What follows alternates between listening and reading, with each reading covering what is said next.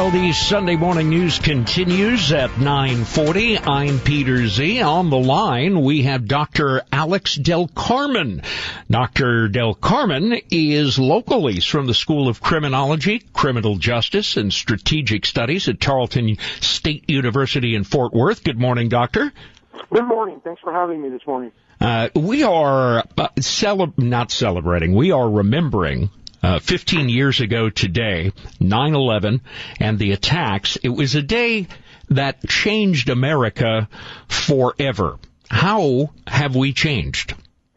You know, I think we have matured a great deal since 15 years ago. In fact, Tuesday morning, when most of us were unaware of terrorism or perhaps how vulnerable we were to terrorist attacks, for the past 15 years, I think we've grown quite a bit as citizens, as a country, politically and economically as well.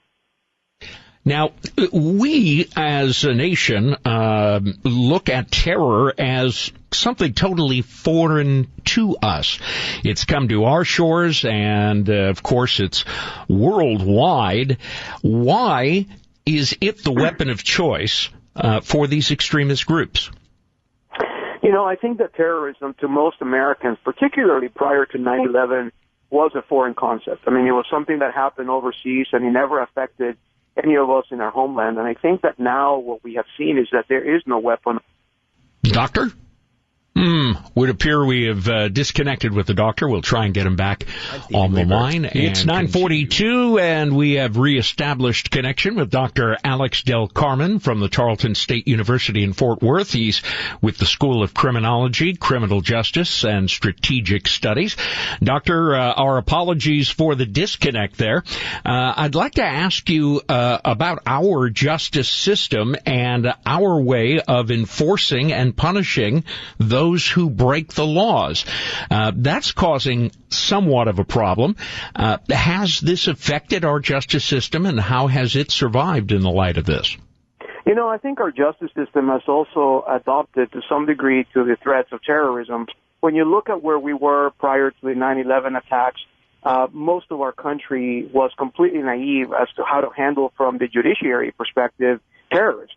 And I think what we see now is we have made incredible efforts to be able to house and prevent terrorist attacks. That's not to say that we're immune from them or that they're not going to happen on U.S. soil again, but I think we've made tremendous progress in that regard. Is there something that we have learned, something we know now that we didn't know then, that you think is key to moving forward? Absolutely, and I think the primary lesson here has been that, first of all, we are not vulnerable. That we are vulnerable, rather, that we are subject to any terrorist attack at any point. And secondly, and perhaps most importantly, the terrorists can use any way, shape, or form to attack us. That they can use airplanes, that they can poison our food, that they can use vehicles to attack us like they did in Europe. That terrorists, there are no limitations. We keep on expecting having an invasion of some sort on U.S. soil. That's not going to happen. What's going to happen is it's going to be from within and in ways that we just have not expected it in the past. Thank you for your time this morning, Dr. Alex Del Carmen from Tarleton State University in Fort Worth.